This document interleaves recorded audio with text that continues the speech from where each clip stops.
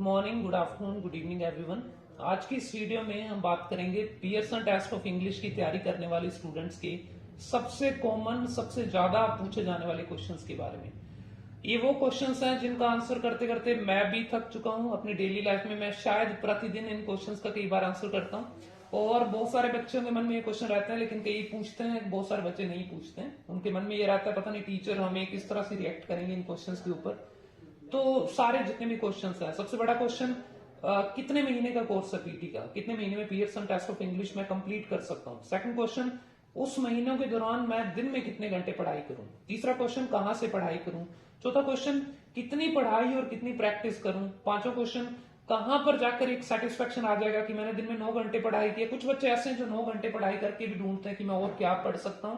कुछ ऐसे हैं जिनको 3 घंटे पढ़ाई करके लगता है कि हाँ काफी हो गया, आज के लिए दिन काफी है, तो वो अपना दिन वहीं पे खत्म करते हैं। तो क्या सर ऐसा कोई फिक्स एक टाइम टेबल आप हमें बना के दे सकते हैं जो कि मैं फॉलो करूं और मेरी जो सक्सेस है वो तय हो जाए। तो जी, वो टाइम टेबल हम आज की इस वीडियो में कहीं ना कहीं डिसाइड करेंगे। पहली बात मैं ये बता दूं कि एक टाइम टेबल सबके लिए बनाना पॉसिबल नहीं है। सब अपने अपने हिसाब से आपकी क्या रिक्वायरमेंट है और आप कहां से शुरू कर रहे हैं उसके हिसाब से टाइम टेबल बनाना है। बट ये वीडियो देख के आपको काफी हद तक मदद मिल जाएगी टाइम टेबल अपने लिए सेट करने में। आपका रिक्वायरमेंट 6 बैंड है, 7 बैंड है, या 8 बैंड या 9 बैंड, जितनी भी आपकी रिक्वायरमेंट है उस हिसाब से आप एक टाइम टेबल सेट करेंगे।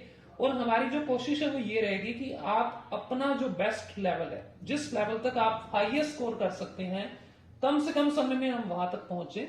बिना दोबारा या 3 बार पेपर देने की जगह हम सीधा पहले अटेम्प्ट में अपना जो स्कोर है, जितना जहां तक मैं पहुंच सकता हूं मैक्सिमम, मैं ये नहीं कहूंगा डिजायर्ड बैंड स्कोर, डिजायर्ड तो आपका 54, 58 यहां तक है, पर मे बी आपके पास जो एबिलिटी है वो शायद 72, 74 करने की है, तो क्यों ना हम 72, 74 करें। तो वो कैसे कर सकते हैं, लिमिटेड टाइम में, कम से कम समय में कैसे कर सकते हैं, आज की इस वीडियो में हम यही देखने वाले हैं। तो शुरू करेंगे हम एक ऐसे सिस्टम से जिसका नाम है द ऑक्सफोर्ड सिस्टम। तो द ऑक्सफोर्ड सिस्टम हम 2021 से यूज कर रहे हैं। 2021 पूरा साल यूज हुआ, 2022 पूरा साल यूज हुआ, 2023 अभी 2 मंथ हो चुके हैं लगभग, तो 2023 में भी हम इसको यूज कर रहे हैं और काफी अच्छे से ये सिस्टम हम यूज कर रहे हैं। पॉइंट क्या है सिस्टम का, तो इसके 2 मेन ऑब्जेक्टिव्स हैं। पहला ऑब्जेक्टिव, ये सिस्टम मेरे ख्याल से अकेला ऐसा सिस्टम है जो ये समझता है कि हर बच्चे की सीखने की स्पीड अलग अलग होती है। कोई भी 2 या 3 स्टूडेंट सेम स्पीड पे नहीं सीखते हैं। तो इस चीज का फायदा बच्चों को भी मिलता है और टीचर्स को भी मिलता है। कई बार ऐसा होता है कि टीचर बहुत ज्यादा एक्सपेक्ट कर लेते हैं स्टूडेंट से और बच्चे उतना पढ़ नहीं पाते हैं। कई बार ऐसा होता है कि टीचर बहुत धीरे पढ़ा रहा है और बच्चे बहुत तेजी से पढ़ने वाले हैं, तो बच्चे फिर बोर होते हैं। तो ये सिस्टम ये सारी दिक्कतों को खत्म करता है। सेकंड ऑब्जेक्टिव जो इस पूरे खेल का है वो ये है कि आपको एक satisfaction through out your journey, आप जितना टाइम भी पीटी की कोचिंग करते हैं अपने पेपर से पहले तक, एक सेटिस्फेक्शन आपको डेली रहेगा कि हाँ आज का जो काम मैंने करना था वो काम खत्म कर दिया। पियर्सन टेस्ट ऑफ इंग्लिश की सबसे बुरी बात जो है वो ये है कि इस पेपर का कोई सिलेबस नहीं है, और जिस भी पेपर का कोई सिलेबस नहीं होता उस पेपर के बारे में ये डिसाइड करना कि मैं दिन में कितने घंटे पढ़ूंगा और क्या पढ़ूंगा, ये बड़ा मुश्किल काम होता है। आप इसको कंपेयर करें अपने 12वीं के एग्जाम से या अपने ग्रेजुएशन के एग्जाम से, तो आपके पास एक सिलेबस था कि मुझे फॉर एग्जांपल फिजिक्स पढ़ना, तो उसमें 12 चैप्टर्स है और मेरे पास 1 महीने का टाइम है, तो मैं हर 4 दिन में एक चैप्टर या 3 दिन में एक चैप्टर अगर खत्म करूं तो ठीक ठाक मैं लेवल तक पहुंच जाऊंगा। ये जो चीज है ये पियर्सन टेस्ट ऑफ इंग्लिश में करना इम्पॉसिबल है क्योंकि इसमें चैप्टर्स नहीं है। लेकिन ऑक्सफोर्ड जो सिस्टम है, इस सिस्टम में आप काफी हद तक ये सेम चीज गेन कर पाएंगे। तो चाहे आप बिगिनर लेवल से हैं, चाहे आप एडवांस लेवल पे हैं, चाहे आपने 1 महीना कोचिंग कर ली है ऑलरेडी, चाहे आप 2 महीने से कर रहे हैं, या फिर चाहे आपको 1 वीक ही हुआ है, या अभी शुरू भी करने वाले हैं, तो मेक श्योर कि आप इस सिस्टम को हमेशा अपने दिमाग में रखें। सिस्टम को समझाने के लिए एक व्हाइट बोर्ड का इस्तेमाल हम करेंगे, एंड मेक श्योर कि आप साथ में आप भी अपने नोट्स बनाते रहें। टाइम टेबल आपको क्योंकि समझना है तो नोट्स बनाना काफी जरूरी है, तो नोट्स साथ में प्लीज सारे बनाते रहेंगे। सिस्टम ये कहता है, नाम मैं पहले ऊपर लिख दूं, और अगर आपको कुछ भी समझ ना आए तो मेक श्योर कि आप कमेंट बॉक्स में मुझसे दोबारा पूछें। और मैंने जैसे वीडियो की स्टार्टिंग में बताया था, बच्चे अक्सर डाउट में रहते हैं और पूछते नहीं है। द ऑक्सफोर्ड सिस्टम हमसे ये कहता है कि पीटी की तैयारी 3 फेज में होती है। सबसे पहला phase that is learning phase, दूसरा phase that is implementation phase, and तीसरा फेज दैट इज टेस्टिंग। तो किसी भी स्टूडेंट को अगर इस पेपर को पार करना है तो उसको इन 3 फेज से निकलना पड़ेगा। कुल मिला के तीनों फेज को पार करने के लिए कितना समय लगता है, बिल्कुल बिगिनर से लेकर एंड तक, तो अराउंड 45 डेज, 45 दिन का।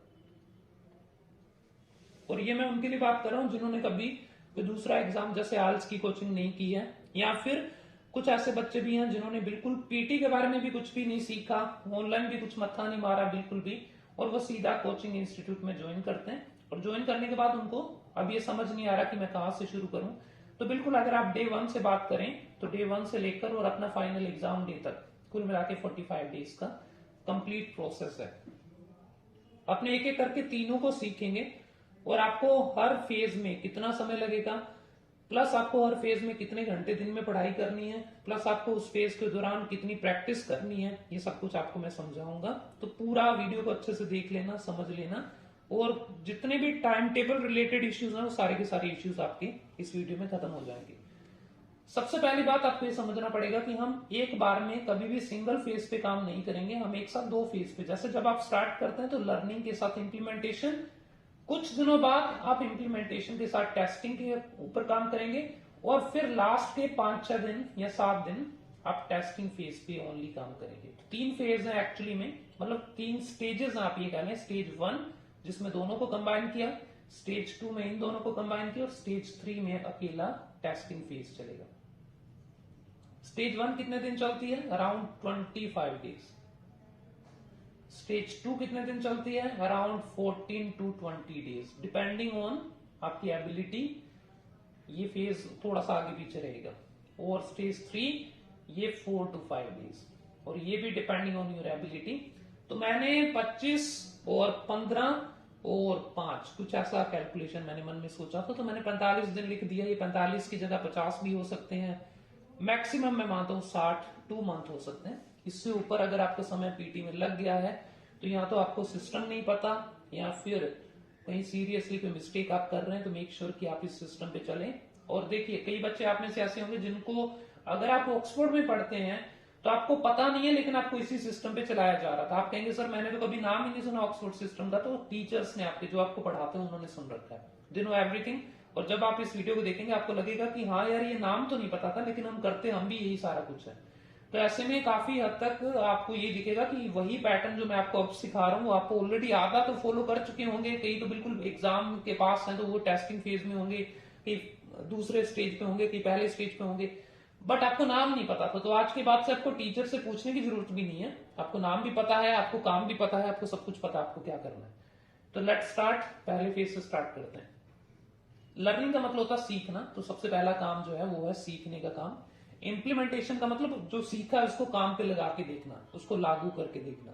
तो दैट मीन्स जिसको आप प्रैक्टिस कह देते हैं सिंपल भाषा में। तो लर्निंग एंड प्रैक्टिस दोनों, they both go hand in hand, दोनों साथ में जाएंगे। और लर्निंग 25 दिन के आसपास का टाइम लेगी आपका। ऑक्सफोर्ड में 25 दिन लगते हैं, मैं अब देखो अब हर हिसाब से बताऊं, किसी इंस्टीट्यूट में हो सकता है 2 महीने भी लगते हो, किसी में हो सकता है 15 दिन लगते हो, बट यहाँ पे हम अराउंड 25 डेज, इंक्लूडिंग आपके सैटरडे संडेज, वो सब कुछ इंक्लूड करके मैं बता रहा हूँ।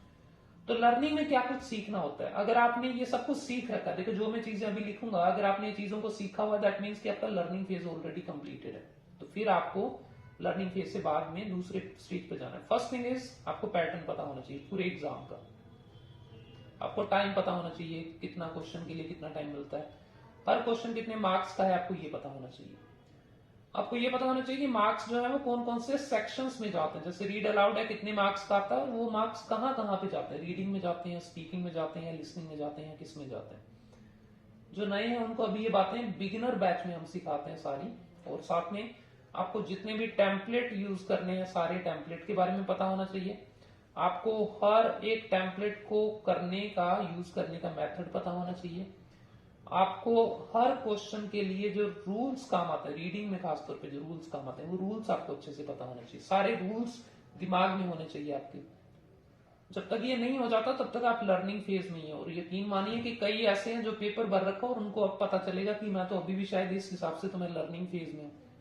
और याद रखें कि ये सिस्टम इतना फेल प्रूफ है कि अगर आपने पेपर देना है और आप अभी भी लर्निंग फेज में थे और पेपर देंगे, तो ये सिस्टम आपको पकड़ के दोबारा लर्निंग फेज में ले आएगा, पेपर में पास नहीं होंगे। तो मेरे ख्याल से आप समझ गए कि आपको क्या करना चाहिए। आपको रूल्स पता है, टेम्पलेट पता है, आपको मेथड पता है, आपको एग्जाम के बारे में पता है कि एग्जाम वाले दिन क्या क्या चीजें अपने साथ लेके जानी है, थिंग्स लिख देता हूं मैं। क्या क्या प्रोसीजर्स होते हैं वहां पे, प्रोसीजर का मतलब कि कितने बजे जाना होता है, वहां पे जाके क्या होता है, थंब स्कैन, ये सारा कुछ ऑलरेडी मैंने एक वीडियो बना रखी है, आपको ये पता होना चाहिए। आपको ये पता होना चाहिए कि फाइल लगाने के लिए मेरी रिक्वायरमेंट कितनी है। ये अगर आपको नहीं पता तो किसी भी एजेंट से अपनी मार्केट में, या अगर आप ऑक्सफोर्ड में हैं तो किसी भी जो कंसल्टेंट है उनसे मिलें, उनसे बात करें, उनसे पूछें कि मेरा ये अभी प्रोफाइल है और मुझे कितना स्कोर करना पड़ेगा। अगर आपको ये सब कुछ नहीं पता, फाइलिंग के बारे में नहीं पता, तो दैट मीन्स कि आप बिल्कुल एमलेसली भटक रहे हैं और जितना स्कोर आएगा उसके बाद एजेंट से जाके मिलेंगे, तो ये सबसे घटिया तरीका है तैयारी करने का। इस तरह से आप यकीन मानिए, जब तक आपको डायरेक्शन नहीं पता और आप समंदर में उतर चुके हैं तो आप कहीं भी नहीं पहुंचने वाले। तो डायरेक्शन पता करके आए, ज्यादा बेहतर है जी। दैट्स इनफ, इतना काफी है। जब आपको हर एक क्वेश्चन टाइप के बारे में पता चला, जब आपको टाइम, उसके मार्क्स, उसका डिवाइड कैसे करना है वो सब पता चला, टेम्पलेट पता, मेथड पता, रूल्स पता है, पेपर के बारे में सब कुछ पता है, फाइल कैसे लगती है, मतलब फाइल में कितना रिक्वायरमेंट है वो सब पता है, इतना कुछ पता है, दैट मीन्स कि आप अपना पहला पार्ट जो है वो कंप्लीट कर चुके हैं। पहला पार्ट मतलब कि आपने अपना जो लर्निंग फेज था वो कंप्लीट कर लिया। अब देखो, आप लोगों को लगेगा कि सर लर्निंग के साथ इम्प्लीमेंटेशन में कुछ, आपने कहा था कि दोनों को साथ में चलाना, तो इम्प्लीमेंटेशन का मतलब है प्रैक्टिस। दो तरह की प्रैक्टिस होती है, एक जिसको हम कहते हैं ऑनलाइन प्रैक्टिस कंप्यूटर के सामने, एक होती है जो ऑफलाइन प्रैक्टिस। ये दोनों को मिला के हम लेके चलेंगे साथ में। ऑनलाइन प्रैक्टिस जो है वो आप किसी भी साइट से करते हैं, जैसे एग्जांपल के लिए एपी यूनी का मैं नाम ले देता हूं, आप इस पे प्रैक्टिस करते हैं। और ऑफलाइन जो है ये आप अपने टीचर के सामने जाके प्रैक्टिस करते हैं। इसमें जैसे मैं दो नाम ऑक्सफोर्ड में जो हम यूज करते हैं, एक तो है इंडिविजुअल स्पीकिंग, आप लोग करते हैं दिन में। इंडिविजुअल स्पीकिंग में आप किसी टीचर के सामने जाते हैं, स्पीकिंग पूरे कंप्लीट करके आते हैं। सेकंड जो नाम है वो रीडिंग का ऑफलाइन टेस्ट होता है, क्लास में रीडिंग का एक टेस्ट लिया जाता है, तो वो भी ऑफलाइन स्पीकिंग का ही पार्ट है। Online on the other hand आप सब अच्छे समझते हैं, जो लैब में आप प्रैक्टिस करते हैं, that is online speaking, sorry online practice. The point is, पहला और सबसे बड़ा सवाल, मुझे दिन में कितने घंटे पढ़ाई करनी चाहिए। इस सवाल का जो जवाब है वो आपको अभी जब दोनों को कंबाइन करेंगे तब समझ आएगा। मैं एक बार एक रफ आइडिया दे देता हूं। मेरा ख्याल है एक एवरेज स्टूडेंट को जब वो पहली स्टेज पर है तो उसको एक दिन में लगभग 6 आवर्स की पढ़ाई मोर देन इनफ है। अगर वो 6 घंटे पढ़ाई करता है, इंक्लूडिंग प्रैक्टिस, इंक्लूडिंग उसकी जितना भी क्लासेस हैं, ऑफलाइन ऑनलाइन क्लासेस जो भी चलती हैं, सब मिला के 6 घंटे से ज्यादा अगर आप पीटी पे लगा रहे हैं तो वो फालतू का समय है, उसका कोई फायदा नहीं है। दिन में 6 घंटे से ज्यादा पढ़ाई नहीं करनी चाहिए। अब कई तो खुश हो जाएंगे कि मैं तो ज्यादा पढ़ रहा था, मतलब 2-3 घंटे बच जाएंगे। कई दुखी हो रहे हैं कि मैं तो 3 घंटे में राजी था, लेकिन अब सर ने परेशान कर दिए, 6 घंटे पढ़ना पड़ेगा। तो बिल्कुल पढ़ना पड़ेगा। याद रखें कि जो सपना आपने देख रखा है अपने फ्यूचर जाने का, फॉरेन जाने का, सॉरी पढ़ाई के लिए, तो ये सपना जो है ना, ये कहीं ना कहीं आपके पूरे परिवार का, जो परिवार आपका पहले जिंदगी जी रहा था और जो परिवार इसके बाद आपके सपने पूरे होने के बाद जो जिंदगी जिएगा, उसमें दिन रात का फर्क लाने वाला है। आपसे पहले की पीढ़ियां आपके परिवार की और आपसे आगे की पीढ़ियां, उनके लाइफस्टाइल में फर्क आने वाला है। और आप वो फर्क क्रिएट अगर करना चाहते हैं तो इतनी मेहनत तो देखो करनी पड़ेगी, सही है ना। तो कम से कम इसके लिए तैयार रहें कि 6 घंटे हमें दिन में इस फेज में लगाना पड़ेगा। आगे जाके भी 6 घंटे के आसपास ही रहेगा, अप्रोक्सीमेशन यही है। तो देखो करना क्या चाहिए तुम्हें दिन में, एक टाइम टेबल मैं रफ सा बना देता हूं, आप लोगों को समझ आ जाएगा। आपका दिन में 2 घंटे की क्लासेस हैं, मेन बैच जिसको हम कहते हैं। जो बच्चे ऑक्सफोर्ड में नहीं पढ़ते उनको बता दो कि 2 घंटे में आपने किसी एक क्वेश्चन टाइप को अच्छे से सीखा। जैसे मान लो फॉर एग्जाम्पल मैंने रीड अलाउड को सीखा, क्लास में टीचर ने सिखाया, कि कहीं से भी सीखते हैं आप, ऑनलाइन सीखते हैं, यूट्यूब से सीखते हैं। 2 घंटे लगाओ, 2 घंटे में अच्छी खासी स्टडी आपकी हो जाएगी। 2 घंटे में एक क्वेश्चन टाइप को आपने पकड़ा, एक क्वेश्चन नहीं, एक क्वेश्चन टाइप को सीखा। 1 आवर आपको उसी की ही प्रैक्टिस करनी है, लैब में जाके सेम क्वेश्चन टाइप की प्रैक्टिस करनी है। जो आज क्लास में पढ़ाया था उसकी प्रैक्टिस में 1 आवर करूंगा। इसके बाद 1 आवर मैं प्रैक्टिस करता हूं, मैं भी टाइम टेबल भी सेट करूंगा कि ऑर्डर में कि सबसे पहले क्या करना है क्या नहीं करना। अच्छा, ये जो 1 आवर सेम क्वेश्चन की प्रैक्टिस, इसको ऑक्सफोर्ड में हम करवाते हैं क्लास में, इसको हम कहते हैं TRC क्लास। आप में से किसी ने इसका नाम सुना होगा। मेन बैच खत्म होती है, आपकी क्लास होती है जिसको TRC क्लास कहते हैं। जो आज क्लास में, सॉरी जो क्लास में पढ़ाया था उसी की प्रैक्टिस आप यहाँ पे करते हैं, तो उसको TRC क्लास के नाम से जानते हैं। TRC के बाद 1 आवर आप लैब में जाके प्रैक्टिस करेंगे, जिसको हम कहते हैं सेल्फ प्रैक्टिस। ये भी इसी सेम सेक्शन की प्रैक्टिस है। अब आप बोलेंगे सर ऊपर वाले 1 आवर और इस 1 आवर में क्या फर्क है? तो इन दोनों में जो बड़ा फर्क है वो ये कि ये आपने क्लास के साथ की थी और ये आपने खुद पर्सनल की थी। इसमें लिसनिंग आपने शायद ओपन सुनी होगी, जो एक आवर आपने लैब में बैठ के प्रैक्टिस करनी, वो डेडिकेटेड 1 घंटा प्रॉपर हेडफोन के साथ पूरी तैयारी, जैसे आप फाइनल एग्जाम में बैठने वाले हैं वैसे तैयारी करेंगे। इसके बाद 30 मिनट्स आपको प्रैक्टिस करनी है उस सेक्शन की जो कि कल पढ़ाया था, जो लास्ट डे पढ़ाया गया था, उस सेक्शन की प्रैक्टिस 30 मिनट्स करनी है। जैसे मान लो आज मैंने क्लास में डिस्क्राइब इमेज पढ़ाया और कल मैंने रिपीट सेंटेंस पढ़ाया था, तो कल मेरी क्लास के बाद आपने 1 घंटा रिपीट सेंटेंस कंबाइन और फिर 1 घंटा आपने सेल्फ स्टडी पे लगाया था। और आज आप क्या करेंगे, आज डिस्क्राइब इमेज पहले 1 घंटा कंबाइन, फिर डिस्क्राइब इमेज 1 घंटा सेल्फ स्टडी और फिर आधा घंटा रिपीट सेंटेंस की सेल्फ स्टडी आपको करनी है। आई होप आपको समझ आ गया होगा। इसके अलावा 1 आवर एक और सेक्शन है, 1 आवर आपको प्रैक्टिस करनी है लास्ट मॉड्यूल की। थोड़ा सा कंफ्यूजिंग है, ध्यान से समझ लेना। लास्ट मॉड्यूल, पिछला मॉड्यूल। तो जैसे आपको अच्छे से पता होगा पीटी में कुल मिला के देयर आर 4 मॉड्यूल्स, 4 मॉड्यूल हैं। The first one is speaking, second one is writing, third one is reading and fourth one is listening. तो मान लो मैंने आपको मेन बैच में आज राइटिंग का एक सेक्शन करवाया, मान लीजिए मैंने राइट ऐसे करवाया। तो आपका रूटीन क्या रहेगा, 2 आवर्स क्लास राइट ऐसे, 1 आवर इसकी कंबाइंड स्टडी जो कि क्लास में होगी टीआरसी, 1 आवर सेल्फ स्टडी जो कि आपने अकेले घर पे बैठ के लैब में बैठ के किया। 30 मिनट्स आपको इससे बिल्कुल पहले, राइट ऐसे से पहले, जैसे ऑक्सफोर्ड में समराइज रिटन टेक्स्ट हम पढ़ते हैं, तो 30 मिनट्स आपने समराइज रिटन टेक्स्ट की प्रैक्टिस की। एंड लास्ट 1 आवर जो है, जो आपका लास्ट मॉड्यूल था, लास्ट मॉड्यूल देखो कौन है, तो राइटिंग से पहले पिछला मॉड्यूल ये रहा, इधर कौन है, स्पीकिंग। तो मतलब स्पीकिंग, सारे स्पीकिंग की प्रैक्टिस 1 आवर आपको करनी है। जब कल को रीडिंग पढ़ाया जाएगा तो रीडिंग से पिछला मॉड्यूल कौन है, देखो राइटिंग। पर राइटिंग की ना इतनी प्रैक्टिस की नीड नहीं होती, अच्छे से सुनते जाना, समझते जाना। अगर आपको नहीं समझ पा रहा तो वीडियो को थोड़ा पीछे करके चला लेना, क्योंकि कंफ्यूजिंग है ये पार्ट। राइटिंग में 1 आवर प्रैक्टिस की नीड है। रीडिंग हमारा काफी लंबा चलता है, 10-12 दिन चलता है, तो उसमें आपको 12 दिन राइटिंग की प्रैक्टिस की नीड नहीं है। तो रीडिंग से पिछला मॉड्यूल जो हम बच्चों को सजेस्ट करते हैं वो ये कि आप ऐसा मान लें कि रीडिंग से पिछला मॉड्यूल स्पीकिंग ही था, तो रीडिंग जो 12 दिन चलेगी, 12 दिन आप डेली स्पीकिंग की प्रैक्टिस करते रहे। जब लिसनिंग चल रहा होगा तो लिसनिंग के दौरान आपको किसकी प्रैक्टिस करनी है, रीडिंग की। जब स्पीकिंग मेन बैच में चल रहा तो स्पीकिंग से पिछला मॉड्यूल जो है आपका वो कौन सा होगा, लिसनिंग होगा पक्का। तो लिसनिंग की प्रैक्टिस आधा घंटा, सॉरी 1 आवर दिन में प्रैक्टिस जो आप पिछले मॉड्यूल की करेंगे वो ऐसे करेंगे। अगर आप टोटल काउंट करें आपका दिन का कितना समय हो चुका है पहली स्टेज में, तो ये 5.5 घंटे हैं। इसमें मैंने 30 मिनट का एक ब्रेक इंक्लूड किया।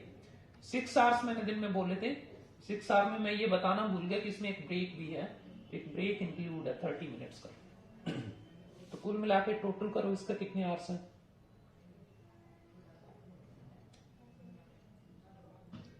जी 6 आवर्स। तो दिन में 6 आवर्स की पढ़ाई काफी है। अब मैं दोबारा से आपको बता दूं, थोड़ा सा अच्छे से समझ लेना कंसेप्ट को।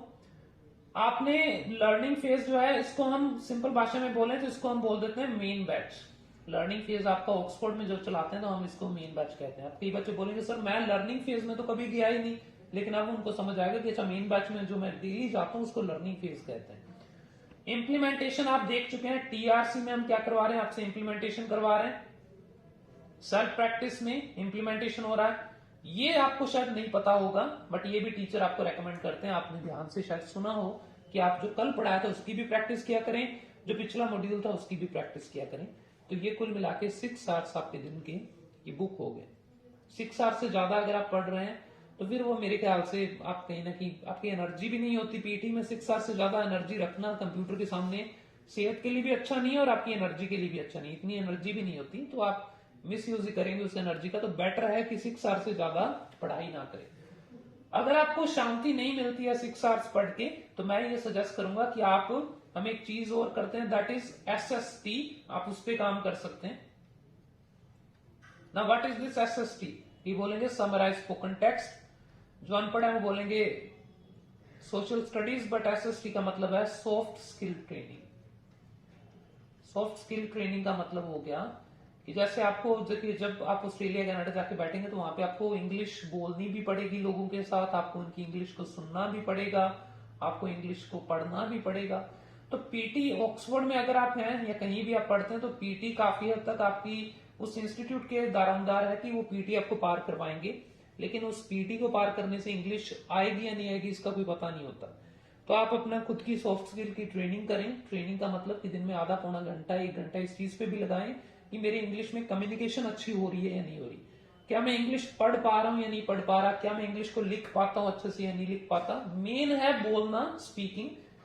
तो स्पोकन इंग्लिश के लिए आप चाहें तो यूट्यूब पे वीडियोस देखें इंग्लिश में, या फिर आप चाहें तो लोगों से कम्युनिकेट करें, अपने किसी दोस्त को भी ये सिखाएं, वीडियो दिखाएं, उसको भी बोलें कि अपने दिन में आधा घंटा शाम में बैठ के इंग्लिश में कुछ भी डिस्कशन किसी भी टॉपिक पे करेंगे, पर मैं प्रैक्टिस करा करूंगा, सो दैट कल को जब मैं ऑस्ट्रेलिया जाऊं कि मुझसे पूछे कि हाउ यू डूइंग, तो मुझे कम से कम उसका जवाब देना आए।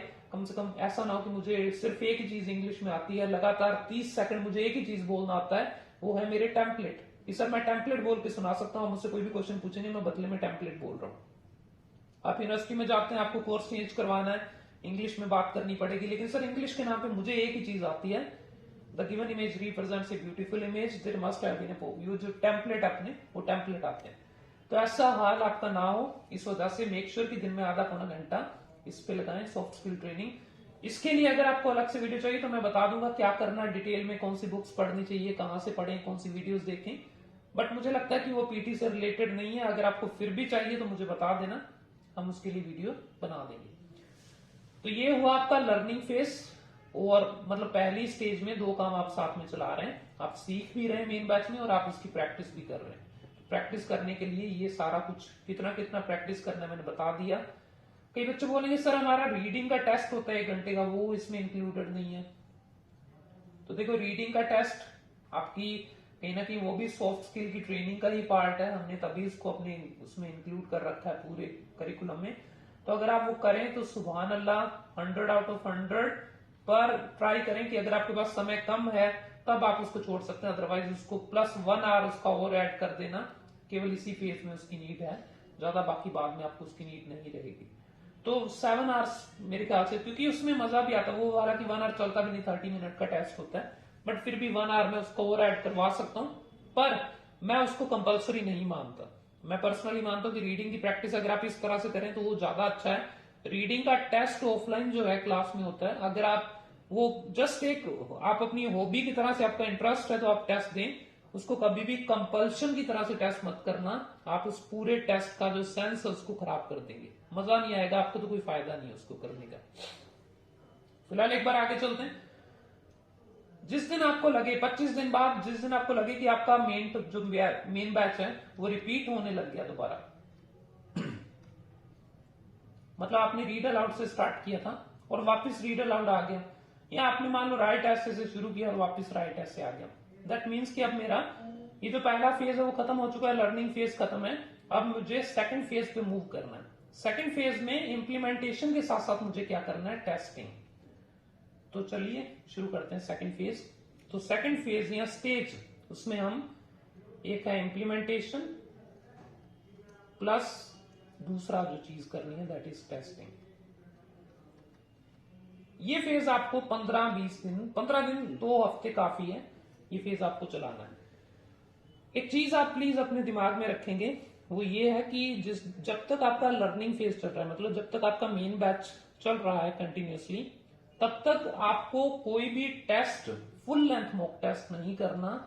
फुल लेंथ मॉक टेस्ट अगर आप बहुत जल्दी करते हैं, सून इनिशियली डे में, क्योंकि देखिए जब आप पीटी की कोचिंग स्टार्ट करते हैं तो कई बार हमारे मन में आता है कि मैं कम से कम अपना लेवल तो चेक करूं कि मैं कहां पे स्टैंड कर रहा हूं, 7 बैंड 8 बैंड कितने आने वाले हैं।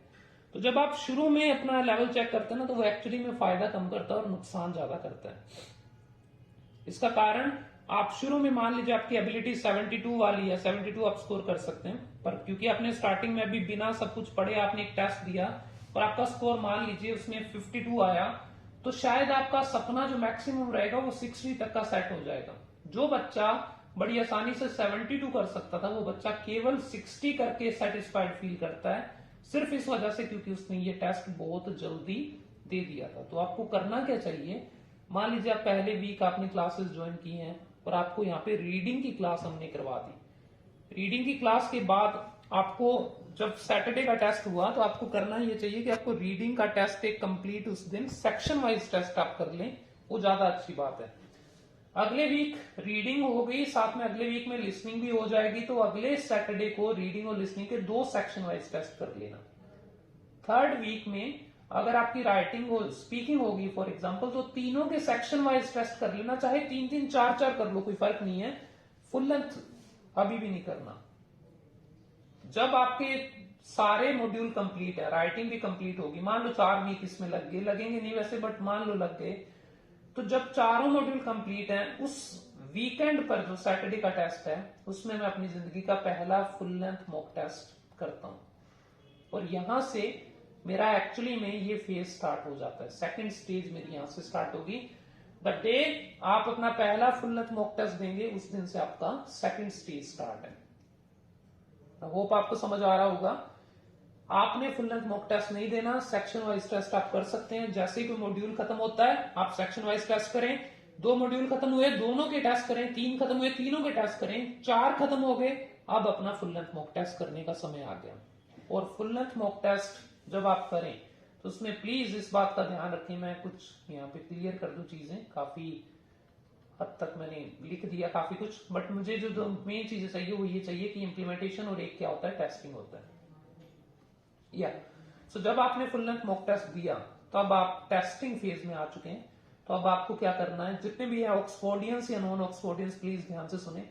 आई वॉन्ट यू कि आप क्या करें, अब अपने टीचर के पास जाएं, जो भी टीचर आपको पढ़ाते हैं उनके पास जाएं, अगर मैं पढ़ाता हूं तो मेरे पास ले आए, आप अपना पहला फुल लेंथ मॉक टेस्ट मुझसे चेक कराएं, और चेक करवाने के बाद अपने टीचर से या जिससे भी आपने चेक करवाया है, मैं नहीं तो कोई और टीचर होगा जिससे आपने पढ़ाई की है, उनसे ये जरूर पूछें कि सर मुझे इसमें 2 मिस्टेक ढूंढ के बताओ।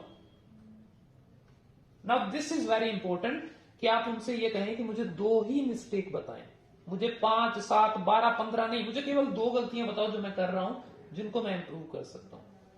अब देखो होगा क्या कि जब आपको 2 मिस्टेक बतानी है तो टीचर का माइंडसेट एक तो फिक्स हो जाता है कि 2 मिस्टेक तो बतानी पड़ेगी, तो मैं कम से कम 2 अच्छी गलतियां इसको बताऊं। दूसरा, आपको अगर मैं 8 गलतियां बता दूंगा ना, आपका पीटी से मन उठ जाएगा, आपको लगेगा मैं पूरी जिंदगी में पीटी नहीं कर सकता।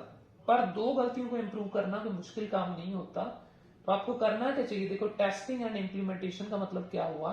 मान लो आपने सैटरडे को टेस्ट दिया, आपने वो टेस्ट चेक करवाया मंडे को, मंडे वाला सारा दिन आपने उन 2 मिस्टेक के ऊपर काम करना है, प्रैक्टिस करनी है अच्छे से उन्हीं दोनों के ऊपर। जैसे फॉर एग्जांपल आपको बता दिया गया कि डिस्क्राइब इमेज आप तेज बोलते हैं, दूसरा आपका रिपीट सेंटेंस में कंटेंट कम है, तो इन 2 मिस्टेक के ऊपर पीछे पड़ जाना और केवल इन दोनों की प्रैक्टिस करनी है मंडे पूरा दिन। ट्यूसडे को मैं दोबारा एक और टेस्ट करूंगा, फुल लेंथ मॉक टेस्ट, और मैं टीचर के पास लेके जाऊंगा और मैं दोबारा सवाल पूछूंगा, सर एक तो ये चेक करो कि मेरी पिछली 2 मिस्टेक, अब की बार एक नया टीचर हो सकता है ना, क्योंकि मैंने परफॉर्मेंस एनालाइजर में, परफॉर्मेंस एनालाइजर सबको पता होना चाहिए क्या होता है, ऑक्सफोर्ड में जो एक बुक रेड कलर की हम आपको प्रोवाइड करते हैं, यहाँ पे होगी, मैं दिखा सकता हूँ आपको, बट आपको पता है मोर और लेस आपको पता होता है।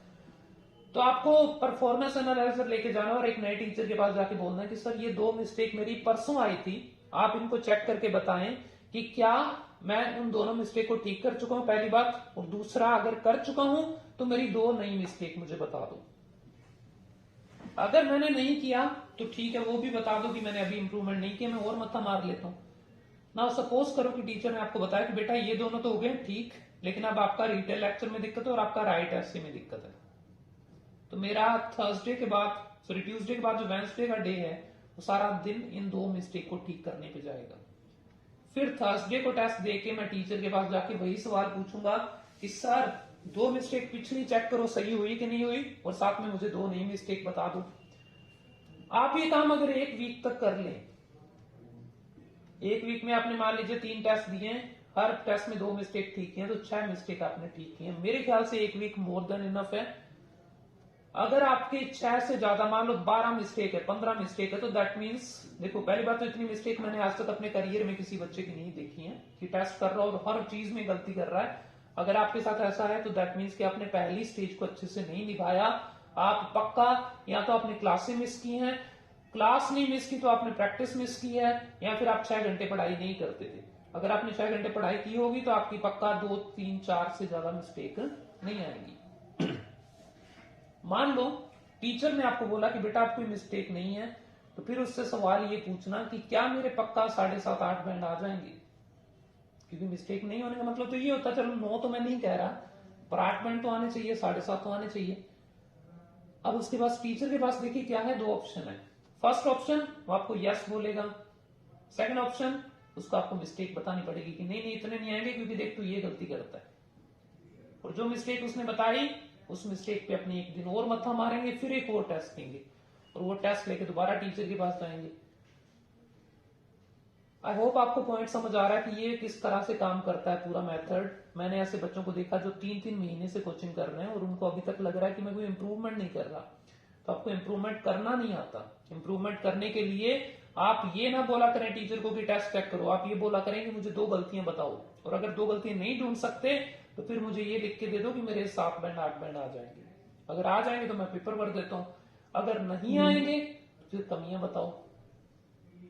तो ये एक अल्टीमेट वेपन है जो कि मुझे लगता है, देखो मैं खुद ही बता रहा हूं और मैं पता है क्यों बता रहा हूं। आपको लग रहा होगा कि ये कैसा टीचर है जो खुद अपने आप को फंसाने की कोशिश है, कोई फंसता नहीं है, मुझे पता है, क्योंकि मुझे पता है इस वीडियो को देखकर ना आपके मन में एक बार आएगा हाँ यार ये तो बड़ा अच्छा मेथड है, मैं तो कल से यूज करता हूं, मैं कल से ऐसा कर दूंगा वैसा कर दूंगा। विद इन फर्स्ट 5 डेज आप ये मेथड किससे भटक जाएंगे, क्योंकि 6 घंटे डेली पढ़ाई करना सबके बस की बात नहीं होती। कोई रेयर बच्चा होगा और जिसने 6 घंटे डेली पढ़ाई कर ली उसको बाद में सच में 7, 7.5 बैंड दिलाने में मुझे कोई दिक्कत ही नहीं आती कभी भी। सो द पॉइंट इज कि ये मेथड आपको लग रहा है कि मैं अपने खिलाफ बता रहा हूं, लेकिन एक्चुअली में ये किसी के खिलाफ नहीं। अगर आप इसको फॉलो कर लें तो ये मेथड कभी फेल नहीं होता। तो ये पूरा प्रोसेस है।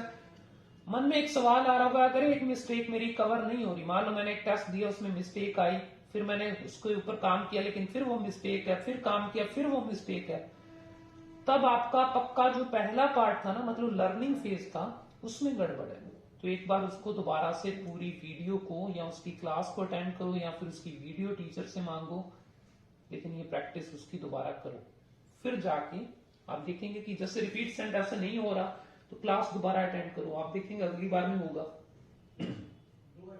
एक नहीं हो रहा, 2 नहीं हो रहे तो छोड़ दो, उनको कोई दिक्कत नहीं है, उनके बिना भी 7.5, 8 बैंड बड़ी आसानी से आते हैं।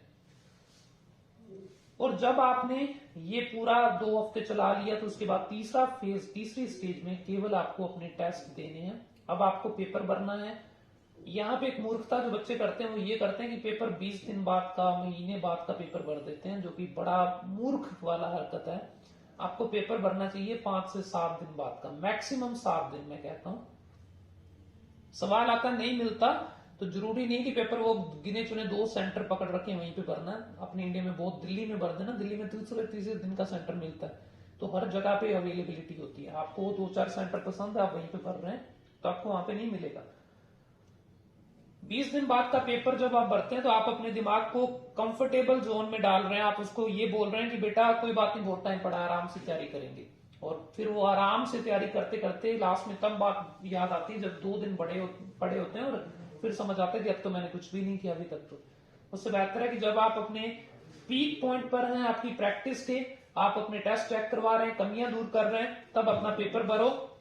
5 दिन और प्रैक्टिस करो, 5 दिन सुबह शाम 2 टेस्ट देने, एक टेस्ट सुबह फिर शाम। चेक करवाओ ना करवाओ कोई फर्क नहीं पड़ता, कुछ नहीं होता। फिर टेस्ट दिया शाम में, सुबह शाम, 5 दिन ऐसा करो। 6ठे दिन तुम्हारा फाइनल पेपर है, एक पेपर देना दिन में। अच्छा, पेपर से 1 दिन पहले कुछ नहीं करना, ये भी ध्यान रखिए। पेपर से 1 दिन पहले कोई टेस्ट नहीं देना हमें, ये मान लो फाइनल पेपर का दिन है तो उससे 1 दिन पहले कोई टेस्ट नहीं देना, रिलैक्स करना। और 4-5 दिन आपने टेस्ट दे रखे हैं काफी, तो जिस दिन आपका एग्जाम है उस दिन आपने चुपचाप पेपर सेंटर में जाना है, एग्जाम सेंटर में जाना और वहां पे जाके केवल एक टेस्ट देना है। बड़ा सिंपल सा आसान सा पेपर आएगा। मैं मानता हूं कि पिछले 2 साल में जिन जिन बच्चों ने इस मेथड को फॉलो किया है, मैंने आज तक एक भी स्टूडेंट को फेल होते नहीं देखा। आप बात कर रहे हैं डिजायर्ड बैंड स्कोर की, मैं बात कर रहा हूं आपका जो बेस्ट बैंड स्कोर आप कर सकते हैं उसकी बात कर रहा हूं। आप बात कर रहे हैं 58 की, मैं बात कर रहा हूं 72, 74 की। तो खराब से खराब दिन में भी 58 कहीं नहीं गए। द पॉइंट इज आप इस मेथड पे कितने दिन चल पाते हैं, ये सारा मैटर करता है। तो सारे खेल को रिकैप करते हैं एक बार दोबारा से, सारे खेल को एक बार दोबारा से देखते हैं क्या कुछ था। सबसे पहले आप जब क्लासेस को ज्वाइन करेंगे तो सीखने पे काम करें, 2 घंटे सीखना है, बाकी समय मैंने बता दिया, उस समय में प्रैक्टिस करनी है। कैसे प्रैक्टिस करनी मैंने बता दिया, कहाँ से प्रैक्टिस करनी मैंने ये भी बता दिया। जब आपने पहला फेज खत्म कर लिया तो आपको एक फुल लेंथ टेस्ट देना है, उसको टीचर के पास लेके जाना है, चेक करवाना है, 2 गलतियां पूछनी है, उन 2 गलतियों को इम्प्रूव करना है अगले दिन। फिर तीसरे दिन फिर टेस्ट दिया, फिर 2 गलतियां, फिर इम्प्रूवमेंट, फिर टेस्ट दिया, 2 गलतियां पूछी, इम्प्रूवमेंट किया, फिर टेस्ट दिया। ये प्रोसीजर तब तक चलाना जब तक टीचर आपको ये नहीं बोल देता कि अब परफेक्ट है। फिर पेपर भरो, सुबह टेस्ट शाम टेस्ट, सुबह टेस्ट शाम टेस्ट। पेपर से एक दिन पहले कोई टेस्ट नहीं, पेपर वाले दिन एक टेस्ट। रिजल्ट लेके, मिठाई लेके ऑक्सफोर्ड आ जाना। तो ये है सारा खेल। अब मेरे ख्याल से इस खेल में काफ़ी सारे क्वेश्चंस की आपके जो कॉमन क्वेश्चंस हैं उनके जवाब मिल चुके होंगे। फिर भी कोई क्वेश्चन आपका रह जाता है तो मेक श्योर कि आप इस वीडियो के कमेंट बॉक्स में बता दें कि सर ये वाला क्वेश्चन हमारा पड़ा है, पेंडिंग है। कितने घंटे पढ़ाई करनी मैंने बता दिया, 6 आवर्स हो गया लगभग। दूसरा सवाल था कि टाइम टेबल, वो भी हो जाएगा सेट। टाइम टेबल में बस यही है कि क्लासेस दिन के आधे हाफ में क्लासेस 10 से लेकर 1 बजे तक क्लासेस रखें, एक के बाद प्रैक्टिस रखें। तो ये ऐसा टाइम टेबल सेट कर लेना। सॉफ्ट स्किल का मैंने बता दिया कि अगर आपको चाहिए तो अलग से वीडियो हम बना सकते हैं। अभी इस वीडियो, ये बहुत लंबी वीडियो हो चुकी है ऑलरेडी, तो इसमें और तो कुछ ऐड करने का मन नहीं है। फिर भी अगर कोई डाउट हुआ तो मेक श्योर कि आप कमेंट बॉक्स में बता दें। फिलहाल आज के लिए इस वीडियो में इतना ही रखते हैं। Thank you very much. कोई भी डाउट है तो भूले ना, क्वेश्चन पूछने से आपका भी ज्ञान बढ़ता है और नो डाउट मेरा भी। Thank you very much. Have a good day.